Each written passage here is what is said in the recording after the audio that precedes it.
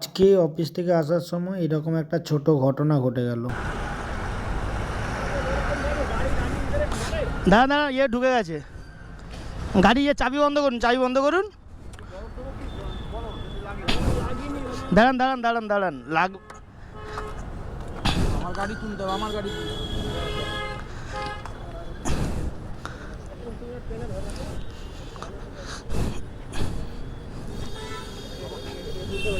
আমার গাড়িটাকে তুলতে হবে, তাহলে বড় জায়গাটা দেখুন যদি হয়, নাহলে এখানে আছে চাবি খুলতে হয় নাকি দেখুন।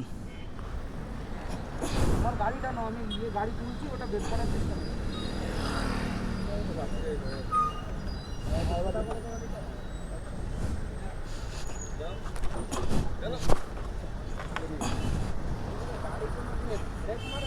তেল দেখুন কার থেকে বেরিয়েছে দেখুন।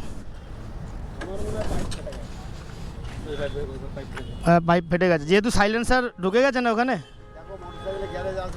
এই সামনে গ্যারেজ আছে।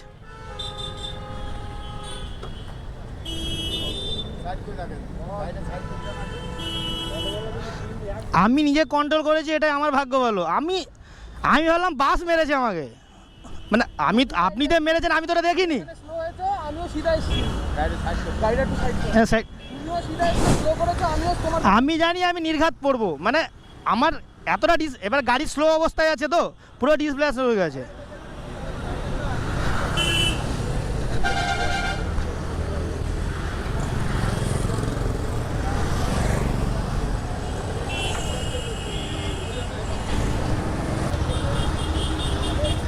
স্টার্ট নিয়েছে?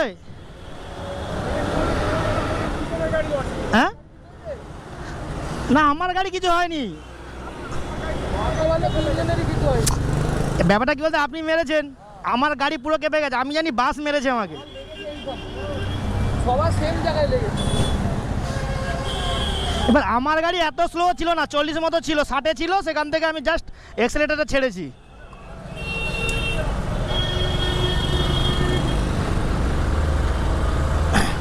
আজকে একটা বিপদের হাত থেকে বেঁচে গেলাম, মানে কি বলবো, এটা ছোট একটা বিপদ কাকে ঘটনা, বলে? ঠিক আছে, কিভাবে কিন্তু কি কোনো বিপদ কারণে চলে পড়ে আসে গেলে সেটা? মোটামুটি অনেকটা ক্ষতি হওয়ার ছিল। এই দুজন দাদার বাইক কিভাবে ঢুকেছিল সেটাও দেখেছেন, আবার আমার বাইকের পেছনেই ধাক্কাটা মেরেছিল ওই দাদা। আপনার নিচের মনে সাইলেন্সারটা একটু বেঁকেছে হয়তো, নিচের সাইলেন্সারটা একটু বেঁকে গেছে হয়তো। আমার পায়ের এই জায়গাটা মনে একটু চোট লেগেছে, একটু ব্যথা ব্যথা করছিল, তাই দেখলাম। যাই হোক, সবাই সাবধানে গাড়ি চালাবেন, ভালো থাকবেন, সুস্থ থাকবেন, টাটা।